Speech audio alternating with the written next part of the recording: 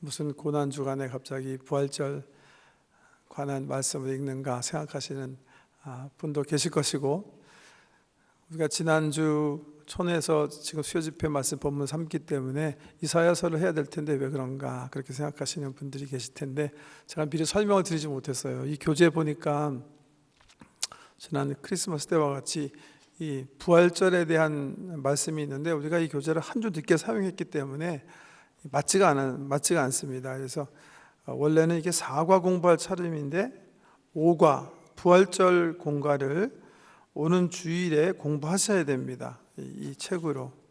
그래서 오늘 그 5과 있는 본문 삼은 겁니다. 촌에서 이번 부활절이기 때문에 부활절 본문을 특별히 이 말씀과 함께 이제 신학의 본문을 삼은 겁니다. 그러니까 오늘 촌장님들은 지난 주보에 따로 좀 썼어야 되는데 그냥 이거 수요 집회란에만 본문을 바꿔서 좀 혼돈이 있을까 드렸는데, 4과 공부하지 마시고 5과, 오늘 우리가 지금 공부하는 마가복음 16장 1절에서 11절 본문 말씀 가지고 해주시고, 또 제가 또 잊어버릴까 봐 염려가 되는데 우리 목양개발원에서 11시 30분에 공과 공부를 다시 한번 알려주시기를 바랍니다. 네, 부활. 오래전에 여기 뭐 그런 거 있지 않습니까? 서로 종교끼리 존경하자 그래가지고 그 불교 쪽에서 한번 예수님 탄생하신 것을 기념하는 그 성탄절에 뭐 축하 광고를 한번 낸 적이 있습니다. 캐나다 여기 우리 교포신문에 예수님 오신 것을 축하합니다. 그래갖고 뭐 카나다 온타리오 불교 신도 일동, 제가 그걸 보고 우연히 한인사회 무슨 그 당시 무슨 뭐 비전 선언문을 만드시겠다 그랬나 뭐 그래가지고 우연히 거기 해초 스님이라는 분과 또 하나의 또 그 누구시더라 사무신가 그분들 이렇게 만나서 제가 그런 말을 견낸 적이 있어요. 이왕 불교계에서 축하를 하려면 그 성탄을 축하하지 마시고 부활을 축하해 주십시오. 우리 그 복음의 핵심은 그 부활이니까 다음에 내실 때는 예수님께서 죽음에서 살아나신 것을 진심으로 축하합니다. 이렇게 내주시면 제가 참 좋겠다. 그 두 사람이 웃더라고요. 저도 그냥 웃고 말았는데요. 예수 그리스도의 탄생이 우리 복음의 서막을 연다면 이번 내일 모레 우리가 셀레브레이트한 성금요일이 클라이막스죠. 하나님의 그 거룩하신 사랑, 피로 보여주신 십자가 위에서 선포하신 내가 너를 사랑한다 하는 이 메시지가 정말 클라이막스고, 우리가 오늘 보는 이 부활은 뭐죠? 이게 대단원입니다. 대단원. 영광의 대단원. 아주 가파른 대단원이에요. 저는 이 복음서 가운데 마가복음이 아주 굉장히 짧고 간결한데 이 부활의 관점에서 어떻게 보면 가장 강렬하게 표현한 그 사건을 그냥 막 충격적으로 이렇게 막 그냥 꽝 하고 마치는 그런 복음이라고 이렇게 생각합니다. 여러분 한번 성경책 이렇게 보세요. 이렇게 보시면 우리가 오늘 11절까지 본문 읽었는데 9절 보시면 이렇게 뭐 어떤 성경이 이렇게 괄호 쳐놨죠. 괄호 쳐놨어요. 그리고 이렇게 1번, 2번 뭐 이렇게 주석 달아갖고 밑에 가보면 어떤 사본에는 9절에서 20절까지가 없음 이렇게 얘기하잖아요. 주로 이렇게 성경에서 이렇게 막 가로치고 이런 말까지 달아놓을 때는 사실은 그러니까 심각하게 없을 때 얘기하는 거예요. 주로 초기 사본은 없다는 거예요. 그러니까 이게 후기 사본에만 있는 거로 미루어 봐서, 예를 들면 이제 제가 정확하게 마가복음 사본 우리가 가지고 있는 것 가운데 제일 일찍 쓰여진 게 언제인지 모르겠는데, 예를 들면 예수님 승천하시고 나서 60-70년 후에 쓰여진 사본이 우리가 가지고 있는 제일 오래된 사본이라면 거기에는 이게 없고, 또 그 근처에 또 한 80년 된 사본에도 없는데 갑자기 이 뒷글이 이제 200년 150년 뭐 이렇게 된 사본에는 이게 있단 말이에요. 그렇게 되면 성경학자들이 이제 성경을 이제 에디트하면서 이렇게 중요한 그 관주를 다는 거예요. 어떤 사본에 없습니다. 사실 어떤 사본에 없는 게 아니라 제가 알기로는 이 초기 사본에는 없는 거예요. 그 뒤에 부분은 어떻게 보면 나중에 필사하시는 분들이 이번에 필사하시느라고 수고들 많이 하셔서 감사하고요. 써보니까 얼마나 서기관들이 힘들었는가 이해하시죠? 그냥 그 명필에다 그냥 그 펜으로 그냥 그분들은 그 두루마기에 그렇게 모든 성경을 우리에게 성경 주시기 위해서 이렇게 쓰셨단 말이죠. 우리는 그냥 뭐 이렇게 10장 쓰는데 이렇게 힘들어하는데 말이죠.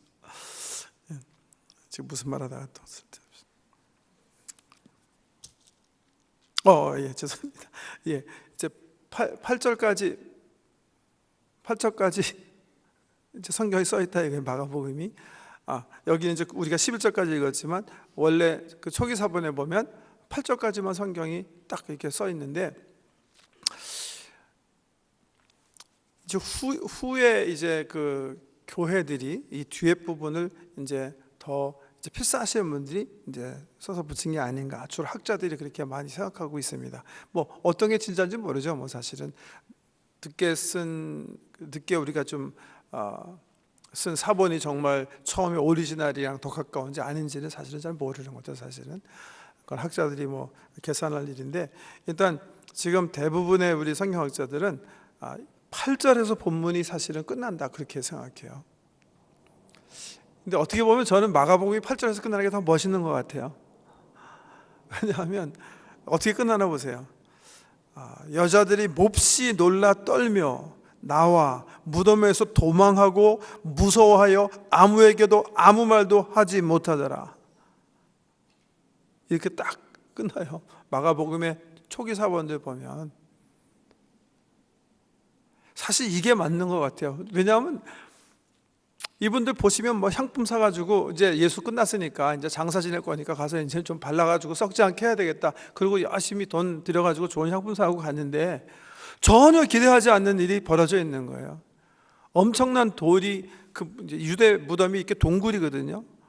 동굴에 이제 들어가면 동굴에 이렇게 무덤 이렇게 돌이 함부로 열리면 안 되니까 약간 이렇게 돌을 이렇게 집어넣으면 이렇게 약간 이렇게 경사가 져서 탁 들어가서 함부로 열지 못하게 이렇게. 그래서 꺼내려면 굉장히 힘든 그런 그 형국인데 그 엄청난 돌이 밀려져 나와 있고, 여자 셋이서 이렇게 들어가 보니까 예수님은 계시지 않고 여기 어떤 흰옷 입은 청년 그랬는데 이 마태복음 요한복음에 보면 천사들이죠. 천사가 있는 거예요. 그리고 천사가 하는 말이 너희 왜 예수를 지금 죽은 자 가운데 찾느냐, 예수께서 살아나셨다. 말씀하신 대로 너희가 이제 갈릴리 가면 그분 만나게 될 것이다. 이렇게 딱 선포하는 거예요. 이 순간 이분들이 어떻게 된 거예요? 그 전에도 한번 놀랐죠. 왜? 천사가 있으니까. 여러분 그냥 이렇게 생각하지 마세요. 그러니까 환상 보고 뭐 이런 거 함부로 하시다가는 이 브레인 데미지 돼요. 아세요? 실질적으로 그러신 분들이 있으세요. 유령 보거나 귀신 보거나 아니면 천사를 이렇게 봐가지고 너무 충격받으셔가지고 실질적으로 브레인 데미지 돼요. 브레인. 그렇게 놀라는 현상이에요 이게. 그래서 한번 놀란 거예요. 그러니까 천사가 두려워하지 말아라.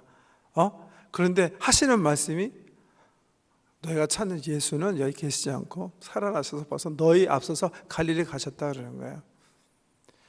그러면서 천사가 뭐라고 그래요? 제자들과 베드로에게 가서 말해라. 그 말 들었으면 이 여자들이 어떻게 써야 돼요?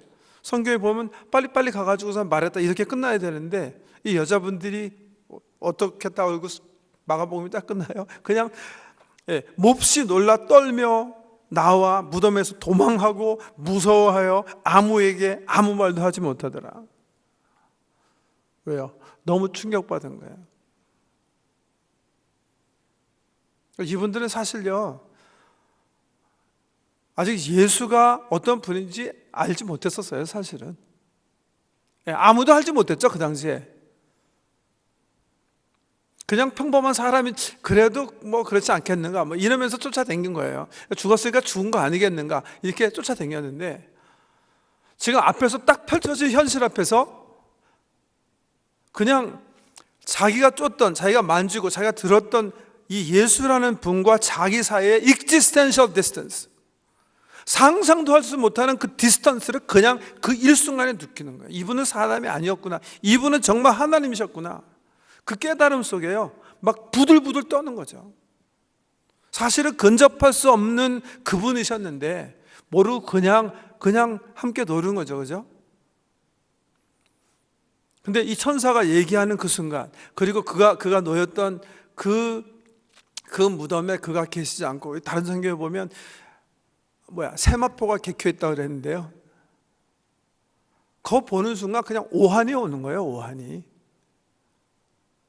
유령을 본 게 아니라 그 부활하신 그 현장에서 이분들이 예수께서 하나님이시란 그 놀라운 사실을 정말 영혼 깊숙이 생각하고 그냥 부들부들 떠는 거예요. 무섭고 소식 전하고가 문제가 아니라 상상도 할 수 없는 그 경이로움과 두려움과 그 거룩함, 그 하나님의 펼치시는 이 놀라운 역사 앞에서 그냥 전율을 했다는 거예요. 그게 마가복음의 끝이에요. 저는 이게 정말이다. 이게 정말 그랬을 것이다. 그렇게 생각해서 전 여기서 잘라도 괜찮아요. 뒤에 거는 그냥 없어도. 이게 대단원이에요. 대단원. 그냥 막 예수님께서 그냥 갈릴리에서부터 시작하셔가지고 예루살렘에 입성하셔서 십자가에서 죽으시고 3일 만에 그냥 모든 사람들이 이제 다 끝났다고 생각하고 실패, 좌절, 이제 다 갈릴리로 돌아갈 생각하고 있는 이 정점에 갑자기 다시 딱 나타나셔가지고 우리 모든 사람을 충격 주는, 제가 왜 이 부활절 말씀 가지고 이 말씀 먼저 드리냐면요, 여러분 부활절은 이 충격이 있으셔야 돼요. 그냥 야 당연하지, 살아나셨지, 그러니까 절기로 지키셔야 된다는 아니에요. 하나님 되신 그분의 그 살아나심 속에 경유와 떨림과 두려움과 전율과 무너짐으로 우리가 셀러브레이트하는 그런 이 여인들처럼 말이죠.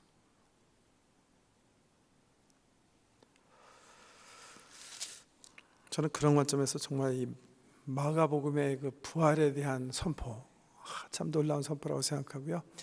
그 다음에는 이제 사복음서가 그 온 세상에 공표하는 부활의 메시지가 있어요. 공통적으로. 그건 뭐예요? 역시 빈 무덤이에요. 빈 무덤. 없다 이거예요. 사복음서가 부활을 얘기하면서 항상 자랑하는 게 그거예요. 예수를 갖다 묻은 사람은 누구였다?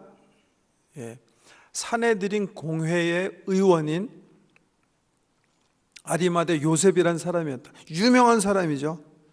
그 당시 산헤드린 공회는 종교와 정치를 겸한 이스라엘의 최고 정치 기관이었어요. 의회 같은 데죠. 거기 70인 사람 중에 한 사람이 공회에서 예수를 죽이기로 결정한 것을 못마땅하게 생각하고 있다가 용기 내어서 다 죽은 다음에 내가 시체라도 그분 모셔야 되겠다 생각하고 시체를 거두어서 그 유명한 아리마대 요셉의 무덤에다가 장사 지내놓고 돌로 막았다는 거예요. 그러니까 이게 무슨 은밀한 어떤 장소 갖다 숨긴 거 아니고 모든 사람이 잘 아는, 존경하고 있는, 의롭다고 생각하는 아리마대 요셉이라는 사람의 무덤에다 갖다 놔. 그리고 임봉했고, 돌로 막아놨고 임봉했고. 마태복음에 보면 유대 종교 지도자들도 혹 살아난다는 소문을 했기 때문에 혹 제자들이 시체를 훔쳐갈까 봐 빌라도에게 청해서 로마 병정들로 하여금 그 무덤을 지키겠다는 거죠.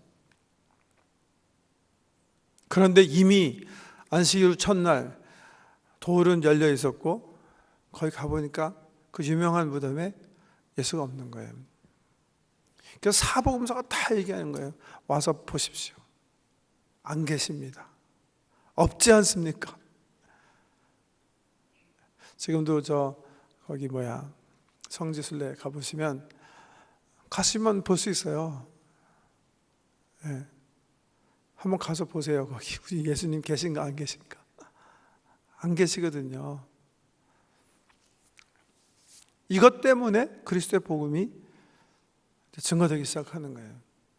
지금도 좀 마찬가지라고 생각해요. 정말 예수 진짜 발견했다 그러면 그냥 보이지 말아야죠. 이게 뭐 하는 짓입니까 이게? 예수가 살아나셔서 그분이 하나님이신 거를 정말 부활로서 증명하셨으니까 우리가 소망을 가지고 그분이 부활한 것처럼 우리도 부활하고, 그분 통해서 우리가 부활하고, 그분 안에 살면 우리가 영원한 생명을 누린다는 사실을 믿으니까 모인 거 아닙니까? 늘 말씀드렸지만 그 증거는 확실한 거예요. 왜? 만약의 경우에, 만약이 아니라 이 상황 속에서요, 제일 시체를 찾고 싶어 했던 사람은 로마 제국과 또 하나는 유대 종교 지도자들이에요. 왜? 제자들이 와서 예수 살았다고, 예수 만났다고 그러고 막 복음이 막 증거되고 있는데 자기네가 막 몰리기 시작하는 거예요. 이제 유대교가 우리 기독교한테. 그때 예수를 죽인 유대 종교 지도자들과 로마가 해야 할 일은 뭐죠? 그건 뭐 초등학교 댕기는 애들 다 아는 거죠. 시체를 발견해가지고 너 무슨 헛소리 하냐? 여기 예수 있잖아요. 여기 시체 있는데 무슨 엉뚱한 소리도 하고 있느냐? 그러면 모두 예수 운동은 끝나는 거예요. 거기서 그냥 깨끗하게 접는 거라니까요. 근데 문제는 이 아저씨들이 못 찾는 거예요. 못 끝낸 거죠. 그러니까. 그래서 정말 둘 중에 하나라니까요. 제자들이 훔쳐갔든지 부활하셨든지 다른 옵션이 없어요. 그 소수 겁쟁이들이 예수를 훔쳐가고 거짓말하면서 목숨 걸고 나는 그분에서 죽어도 좋다. 이제는 옛날엔 도망갔지만 나는 이제 죽겠다. 나를 죽이려면 거꾸로 달아서 죽여라. 칼배에서 죽여도 좋고 뭐든지 다 해도 좋다. 나는 예수가 살았다가 증거도 죽겠다 하는 사람 보고 훔쳐갔다 그렇게 생각하시던가, 그분들이 본 대로 증거한 대로 정말 예수께서 살아나셔서 그분들이 생명 걸고 복음을 전파했다 그렇게 믿으시던가. 그러니까 우리 사복음에서 제시하는 게 그거예요. 모든 로마 제국을 향해서 믿지 않는 모든 유대인들, 그를 죽인 모든 유대 제사장들, 대제사장을 합해서요. 그 당시 대제사장이 4명이었거든요. 그렇게 타락한 종교였는데 그 모든 종교사들과 정치사들을 향해서 얘기하는 거예요. Come and see, 와서 보라는 거예요. 지금 여기 예수 묻었던 그 자리에. 그리고 보여달라는 거죠, 진짜. 빈 무덤. 이게 메시지가 하나 있고요. 또 하나는 여기 보면 참 간과할 수 없는 그 천사가 방문한 여자분 3분에게 한 말 가운데 참 우리 가슴 뭉클하게 하는 말이 하나 있어요. 7절인데요. 가서 그의 제자들과 베드로에게 이르기를 예수께서 너희보다 먼저 갈릴리로 가시나니 전에 너에게 말씀하신 대로 너희가 거기서 배우리라 하라. 글쎄, 이 당시 베드로가 뭐 하고 있었을까요? 물론 실패는 했죠, 그죠? 무슨 실수를 했습니까? 예수님께서 말씀하시기를 너 닭 울기 전에 너 나 3번 부인한다. 그러기 전에 이제 너희들이 다 나를 버릴 것이다. 예수님이 아닙니다. 나는 죽기까지 예수님 따라갈 수 있습니다. 예수님께서 아니다. 베드로야, 내가 닭 울기 전에 날 3번 부인하게 될 것이다. 그렇지만 내가 너를 위해서 기도했으니까 실망하지 말고 다시 돌이킨 다음에 교회를 잘 섬겨라. 그렇게 말씀하셨잖아요. 근데 베드로가 정말 예수를 3번 부인하잖아요. 3번째는 막 예수 이름 저주하면서 부인하잖아요. 근데 지금 예수가 죽으신 거예요. 베드로는 예수 살아날 생각하고 있지 않아요. 여러분이 베드로라면 지금 어떤 심정이겠습니까?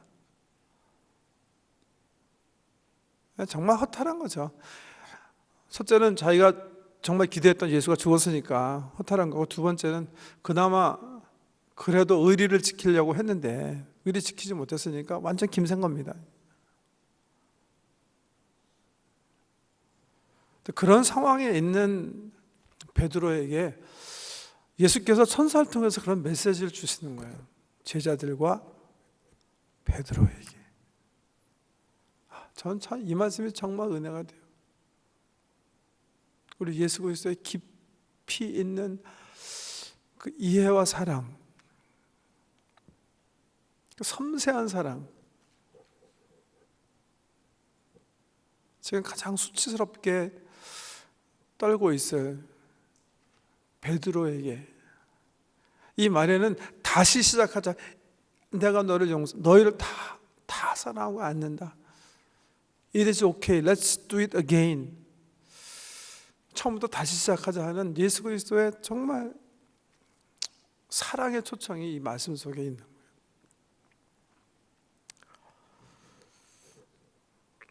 그리고 베드로에게, 그리고 여러분 한 사람 한 사람에게, 그리고 나에게.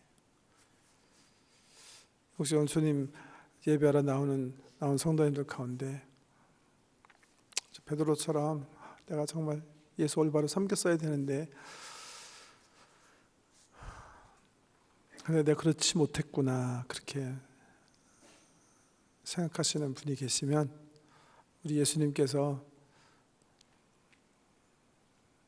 당신의 이름을 부르시는 그 음성을 이 거리고 베드로에게를 통해서 들으시길 축복합니다. 예수님은 우리 한 사람 한 사람 그렇게 사랑하세요. 다시 초청하기 원하시는 거예요.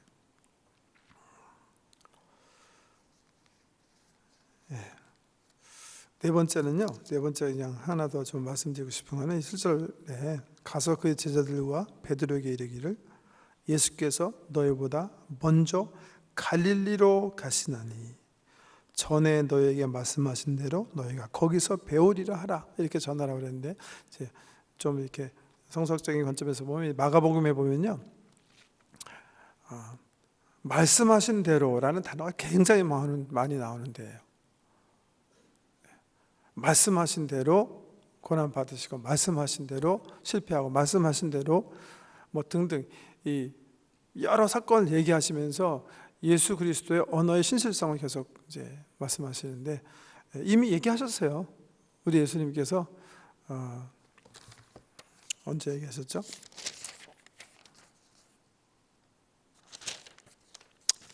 제가 안 적어와서 찾아봐야 되겠는데 잘 믿으세요. 귀찮으니까 찾지 못하겠고 내가 너희가 이제 너희보다 먼저 갈릴리로 가리라 예수님께서 말씀하셨는데 그 말씀하신 대로 갈릴리로 가라 이렇게 얘기하시는데 왜 하필이면 갈릴리일까? 왜 갈릴리라고 하셨을까? 근데 이 마가복음에 끝나는 그 부분을 보면 이제 사실은 갈릴리에 대한 말씀이 더 이상 나오지 않아요. 사실은 이제 8절에서 우리가 말씀을 이제 끝났다고 생각하면 그 이후에도 마찬가지고요. 갈릴리일까? 왜 복음이 이제 8절에서 끝났다고 생각하면 왜 갈릴리로 가라 그랬을까? 제자들. 물론 다시 시작하자. 내가 너희를 가리키고 불렀던 갈릴리로 가서 다시 시작하자 하는 그런 의미도 있는데 우리의 관점에서 보면 그 사역의 현장에 임재하시는 우리와 함께 하시는 하나님에 대한 그런 그 예수 그리스도의 약속이다 이렇게 해석할 수가 있는 겁니다. 이번 우리 고난주간 새벽기도회 이렇게 하면서 고린도 후서가 원래 1, 2로 보면 말씀이지만 그 말씀이 너무 또 사주절이랑 맞지 않아서 우리가 요한복음 읽어나가면서 말씀을 받고 있는데요. 요한복음 관점에서 이렇게 보면 예수님께서 약속하신 게 바로 그런 거예요. 내가 간다. 가지만 내가 반드시 다시 온다. 다시 온다는 말이 보통 재림 때 다시 온다는 말이구나 그렇게 생각하시는데 요한복음을 자세히 읽어보면 사실은 그게 아니에요. 예수님께서 성령님으로 다시 오신다는 거예요. 그리고 아버지가 그분 안에, 그가 아버지 안에, 우리가 그분 안에, 그분이 우리 안에 그래서 그리스도와 연합을 얘기하거든요. 그러니까 이 말씀도 이제 복음을 세상을 향해서 나가야 되는 우리 모든 사람에게 하나님께서 우리 예수께서 약속하시는 그 연합의 관점에서 해석할 수가 있는 거예요. 우리가 예수 그리스도를 죽은 데서 찾을 필요도 없고, 지금 예루살렘 가서 찾으실 필요가 없고, 우리 예수님은 어디서 찾아야 돼요? 우리의 사역의 현장, 갈릴리, 내 고향, 내 집, 내가 사역을 시작해야 하는 바로 그 현장에서 찾아야 된다는 거예요. 부활의 주님 어디 계시는가? 어디 계세요? 그러니까 너무나 말이죠, 우리 주님이 저기 저 높은 하늘 보좌, 하나님 보좌 옆에만 계시다고 생각하지 마세요. 예수님은 우리에게 그렇게 약속하지 않으셨어요. 예수님 뭐라고 약속하셨냐면, 내가 항상 너희와 함께 있을 것이다. 세상 끝날까지 너희와 함께 할 것이다.